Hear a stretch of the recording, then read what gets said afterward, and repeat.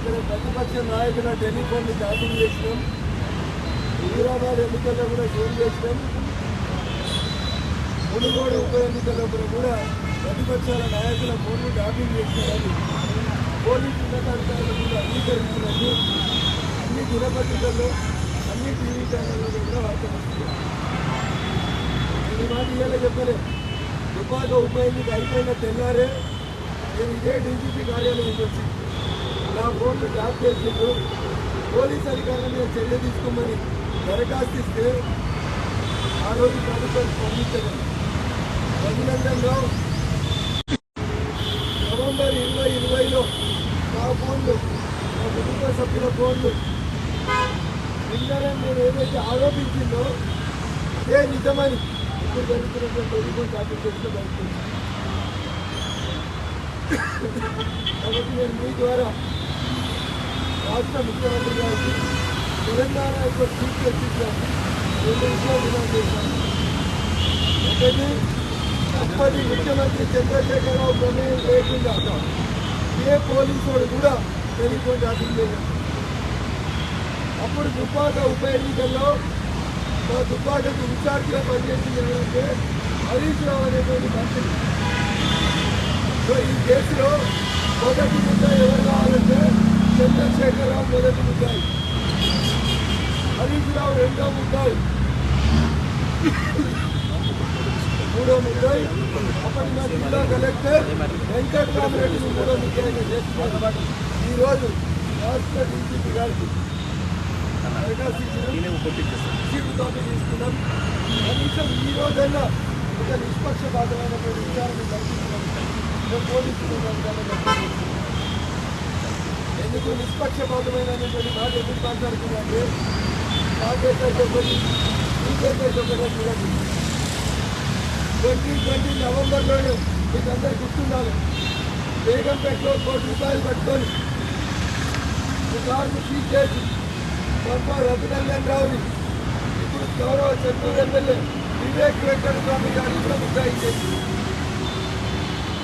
ఆ రోజు నుంచి ఈ రోజు దాకా ఇన్వెస్టిగేషన్ ఒక అడుగు ముందుకోండి అంటే చెప్పారు.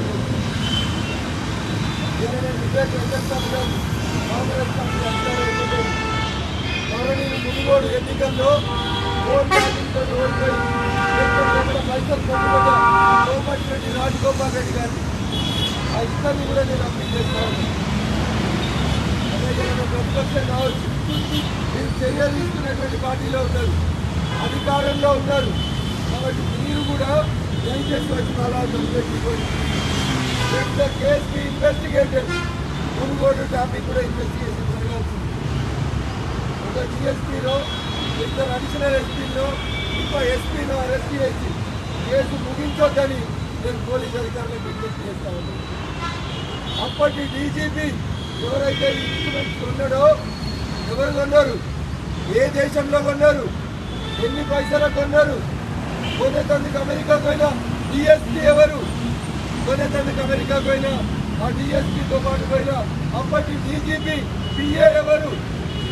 ఒక పిఏ అమెరికా కొంటాడా, ఒక పిఏ డివైస్ కొంటాడా? ఇదా ఈ ప్రభుత్వంలో జరుగుతుంది.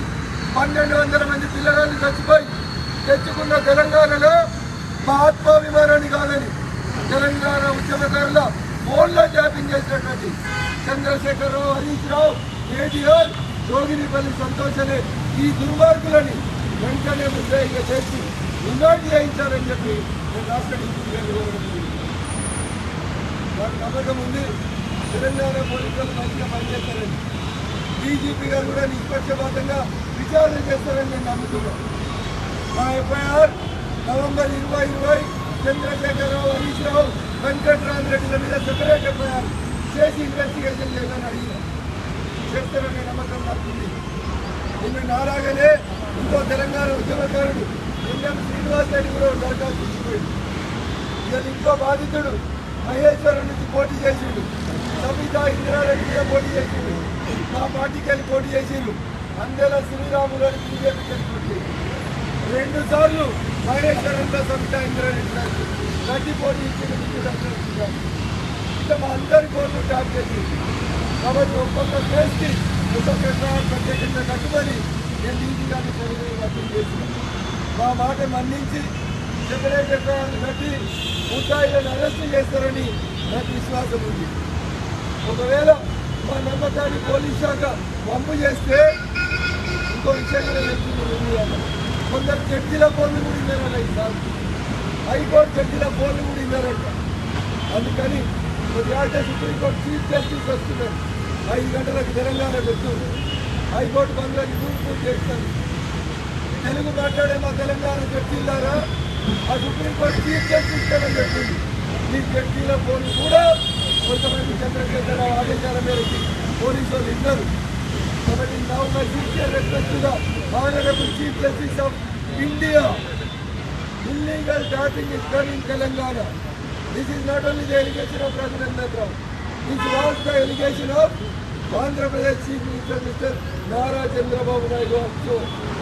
So now I demand the Chief Justice of this country to provoke, to instigate and to order the Telangana DGP to involve in this matter and kindly make a free and fair inquiry in a comprehensive manner, not in the piecemeal manner. This is my humble request to the Honorable Chief Justice of India, because these phones were not only used in Telangana. Karnataka election unte ee device Bidar potundi. Andhra Pradesh election unte ee device Suryapeta Kodada madhya koi Andhra Pradesh emellara పోతుంది. దీని వైశాల్యం తెలంగాణ ఎల్లలు దాటి కర్ణాటకలో కుమారస్వామి కోసం, ఆంధ్రప్రదేశ్లో జగన్మోహన్ రెడ్డి కోసం, ఇట్లా వాళ్ళ ఇష్టం ఉన్న దోస్తుల కోసం చేసి బ్లాక్మెయిల్ చేసి మీకు ఒక మంచి మాట చెప్తాం. ఆయన రియల్ ఎస్టేట్ వ్యాపారం చేసుకుంటాం. ఆయన మీద ఇలా కన్ను పడ్డది. నెంబర్ 2దో నెంబర్ 3దో కన్ను పడ్డది. ఆయన ఇంటికి పోలీసు వాళ్ళని పంపి ఇంట్లోకి వెళ్ళి 2 కోట్ల క్యాష్ ఎత్తుకొచ్చి పంచనామా చేయలేదు, కేసు చేయలేదు. 2 కోట్లు తీసుకుపోయింది పోలీసు వాళ్ళు. తర్వాత వాళ్ళ తుపాకులు పెట్టి 13 కోట్లు నగదు ఎలక్ట్రానిక్ బాండ్స్ పెట్టి మన పేపర్లో వచ్చి అదృష్టం ఏంటంటే ఇలాగ టీవీ ఛానల్ ఓనర్ అయింది. పేరు చెప్పడం నాకు పంచుకున్నాను. మీరే ఎక్వైరీ చేయకుండా ఫోన్ చేసి పెట్టండి. మీరు మేము తప్పులు చేస్తే రాజకీయ సప్లై చేస్తూ తప్పు చేస్తే, కార్య నిర్వాహక వ్యవస్థ తప్పు చేస్తే, జుడిషియరీ తప్పు చేస్తే రుజువు చేయాల్సినటువంటి మా మీడియా మిత్రులకు మేము సవినయంగా అప్పీల్ చేస్తా ఉన్నాం. మీడియా మిత్రులు ఇళ్ళకి వెళ్ళి కూడా తుపాకులు పెట్టి పైసలు ఎత్తుకుంటున్నాము.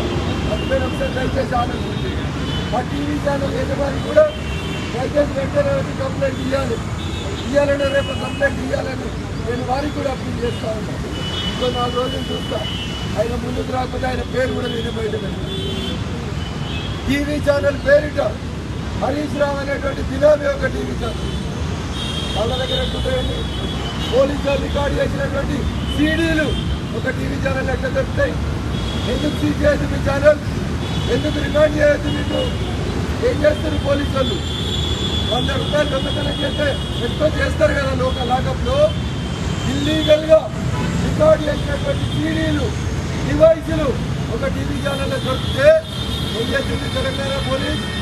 మాకు భద్రత ఏది? మీరు ఇంటికి రింగ్టోన్ ఏంటి?